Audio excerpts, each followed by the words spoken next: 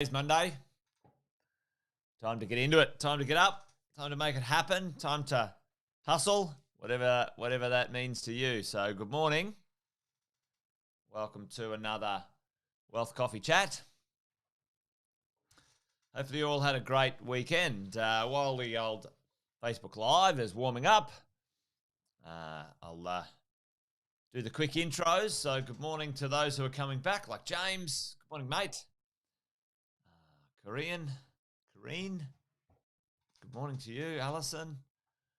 There's some regulars rolling in this morning, which is great. Nicole, awesome to see you. Fantastic to have the regulars back as always. And there's a few people in the Facebook group, I think, popping in, which is awesome. Jimmy, good to see you, mate. Fabulous to have you guys back as always. Anyone who's new, welcome. My name's Jason Witten. Been in property investing 20 years across Australia and New Zealand, coaching property investors also across Australia and New Zealand since 2003. And each day we get together, Wealth Coffee Chat, and have a little bit of a yarn. Oh, Nicole, great to have you back. No matter how long it's been, fantastic for rejoining. And Adrian, yes, a bit cold this morning. I live in Queensland, so I really can't complain in comparison to the southern states, but certainly my acclimatization is not as hardcore as others, but got a bit of the puffy jacket on this morning. So a little bit cold, winter time. Actually, my favorite time of the year here in Queensland, winter. I'm not a summer guy. I prefer the mountains and the snow. Don't know why I live in Queensland, but anyway, I live here, and we've made a home and a house here. Anyway, gang, hey, this morning, a little bit of topical conversation going on out there in the marketplace. Land tax. Victoria's blowing up. Land tax. They're going to tax us. Well, that's governments for you folks. You shouldn't be surprised that they change their tunes every 5 minutes in this game, in this gig. But today I wanted to talk to you about the idea, if you're worried about land tax, and we have a strategy around land tax. It is an issue for you as a property investor if you build your property portfolio in the wrong way. Now, let's not call it wrong, in an efficient way, okay? So there's better, more efficient ways to build your property portfolio as a property investor when it comes to land tax, gang, land tax. And Adrian's on it here. He said, all right, the land tax threshold in New South Wales is $755. And we'll talk about that. Alison, it was properties valued over a fair bit in Victoria. But morning to you, Margaret. Morning. Hey, listen, it's an issue everywhere, not just because the Victorians have put the land tax up a bit. It's absolutely a 100% issue for you as a property investor, irrelevant of where you invest. You need to understand that land tax can take a significant amount of your cash flow out of your portfolio if you build your property portfolio inefficiently. And I thought we'd sort of chat through that one this morning, because one of the things we need to understand, as a few people have pointed out, Adrian pointed out, is there's a threshold for I'm just going to move my camera out of the way here for a second. There's a threshold for land tax.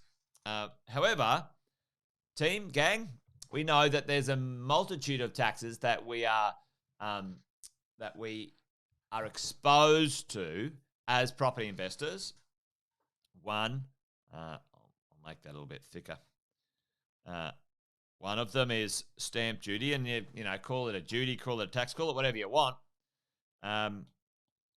We need to understand how to manage these as property investors. We need to manage our expenses on the way through, because every little dollar that goes somewhere else, to the government, away on expenses, away on taxes, insurance companies, et cetera, is not a dollar in your pocket. And this is about the efficiency of dollar by dollar, not big wins and big windfalls. when it comes to property investing, gang. So the first one you need to manage and understand well is stamp duty. Okay, stamp duty. Now, I'm not going to dive deep into stamp duty today, but every single state has a different stamp duty percentage and calculation. Some states are more expensive than others.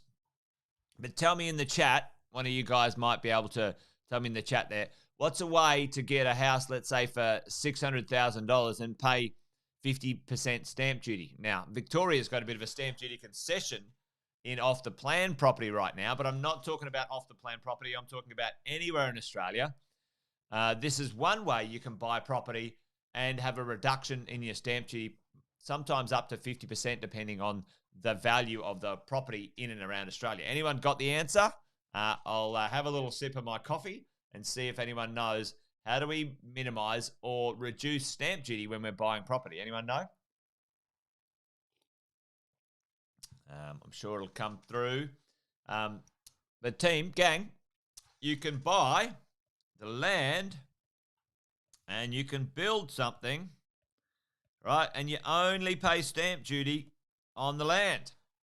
So you only pay stamp duty on the land. You don't pay stamp duty on the building. Yep, house and land. Wayne nailed it. I knew there'd be someone out there who got this. So, for example, right now I'm about to build a nice house up in Brisbane. I've got myself some land up there. My stamp duty on the land is only $16,000 compared to if I was to buy that property at full price, it'd be almost $30,000 of stamp duty, gang. 30 grand. Ludicrous. But anyway, stamp duty, it's there. It happens. It's something. Now, each of these, it's a state-based tax, gang. State-based. Okay? All right. And also, gang, if you're an owner-occupier compared to an investor, the rates are a little bit different as well. So just remember that one when we're thinking about stamp duty. If you've got money you need to be efficient with, you're trying to, eke out every dollar because you've got a budget, sometimes that can help significantly. I like new properties. I like to buy land and build. I like to buy off the plan. That's what I like to do. I don't like to renovate. I'm not a renovator. Some people do. Some people like it. But for me, I can be really efficient in buying some land and building something or buying off the plan. Number two, the one we're going to talk about today, is the good old land tax. Land tax. Woohoo! Now, don't get too caught up in the the announcement down there in Victoria. It's a bit of grandstanding, to be honest. For most of you, if you follow the plans that we set out for you or help you with, it won't be an issue.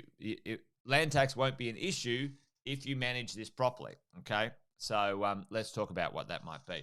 So here's something that I prepared earlier, and I'll just move my little camera around so I'm not in the way of what we're talking about today. So you guys can see here, this is shout out to PricewaterhouseCoopers. They've lent us a little document here. There we go. Hopefully everyone can see that. If that's it's not really going into the full size, is it? But we'll see how we go. So, gang, every single one of these, every single one of the states has a different threshold.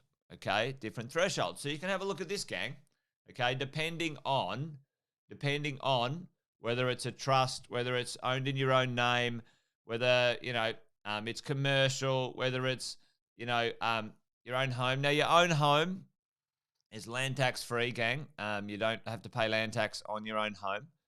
The Northern Territory, has something a bit lower compared to other places in Australia. So when you're thinking about this, and you guys can track this document down if you want to, but think about this. All right, land tax threshold. Let's just use Victoria right now because there's they're going to add an additional surcharge down there, but there's actually additional surcharge for foreign investors as well in Victoria. But anyway, that's by the by. Team, if you were to purchase, multiple properties, let's say we're building a property portfolio and we wanted to buy 5 investment properties or 5 properties in general in Victoria, then you're going to start to hit and break the land tax threshold, okay?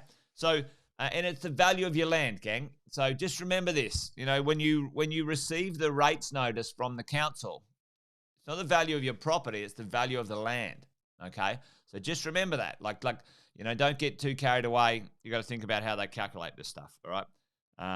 And understand what's going on. But, if you bought 5 properties in Victoria, yeah, you're going to be over the land tax threshold, okay?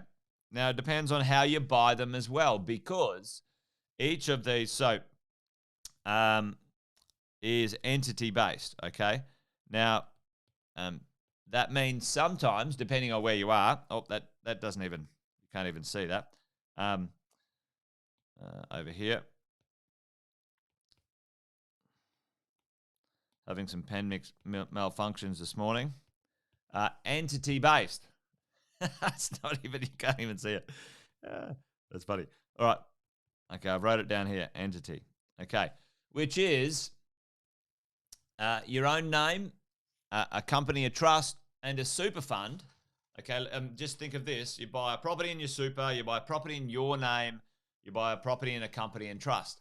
They are all separate buyers and then all attract separate land tax thresholds, so they can start from 0 or 1 again.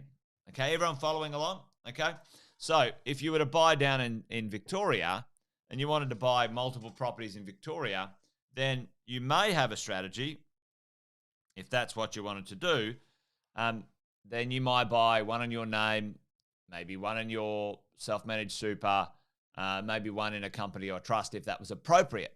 And you could minimize the land tax. Now, companies and trusts in Victoria have a much lower, I think it's 0. That's why we don't use the land companies and trusts much at all around Australia. Low land tax thresholds and harder to borrow, but we won't talk about that today. Okay, so, but think of this. If you were to buy 1 property in Queensland, 1 in New South Wales, 1 in Victoria, 1 in WA, and anyway, I'm going to buy 2 in Queensland because I want to buy 5 all up. Your land tax would be 0. Dun, da, da. All right, so building your property portfolio, gang, that's how you can manage your land tax, okay? Don't get too worried about, the Victorian government's going to charge us all truckloads of land tax. Well, they're going to have a go at charging land tax to those people who own properties with a land value of more than 1.8 million and do a little bit of an extra booster on people with 2 million and stuff like that. Now, get to the bottom of the details. Let's find out what it looks like. It's a proposed increase, but at the end of the day, it's not going to win them any favoritism awards, I can tell you that one, okay? But the point of my conversation today, gang, is how you build your property portfolio. You can manage your land tax expenses. Keep them very low or down to 0. Now, if you bought 5 properties in any one of these states, you would be above a land tax threshold. And into the future, it would be a significant expense, $5,000, $10,000, $15,000 out of your cash flow. And you don't want that. You don't want that as an investor as we go along. All right. So this thing's a little bit dicky today. Can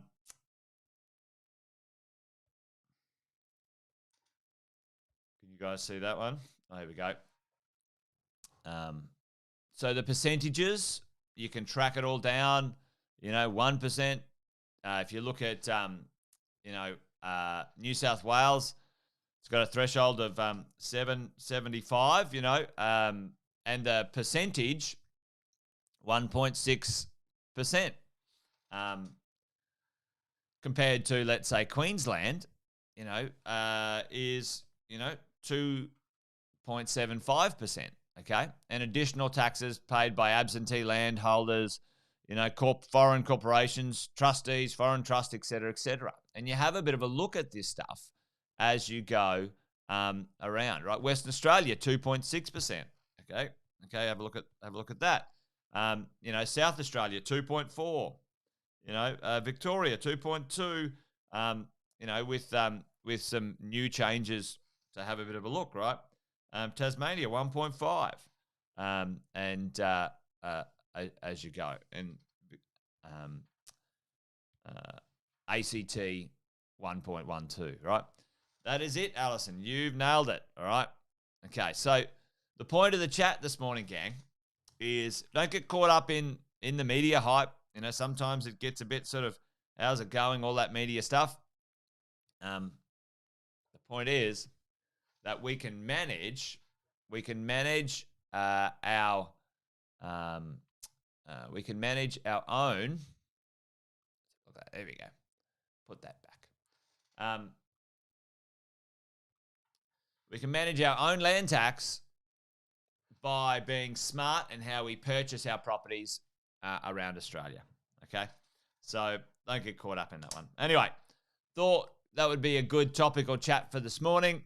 And what I might do is over the next week or two, just touch base on the other taxes, inefficiencies, challenges that we have as property investors, and we can go through them systematically and make sure when you're setting a strategy, not all strategies are created equal. That's always, it's an interesting one to me when you're thinking about that. Everyone thinks it's about the properties, and yeah, you've got to get a good property, but the strategy overall is really important because the problems often show up later down the track as you go. Jesse's selling his house. Good one, Jesse.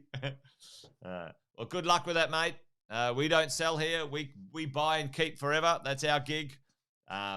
So, mate, good luck. Anyway, gang, that's it. I'm done. Hopefully you're well. Have a great rest of your Monday. And join me tomorrow for another Wealth Coffee chat. And we'll do a few things. Have a yarn, pontificate, and share some wisdom. All right. Take care. Go forth. Take care. Bye-bye.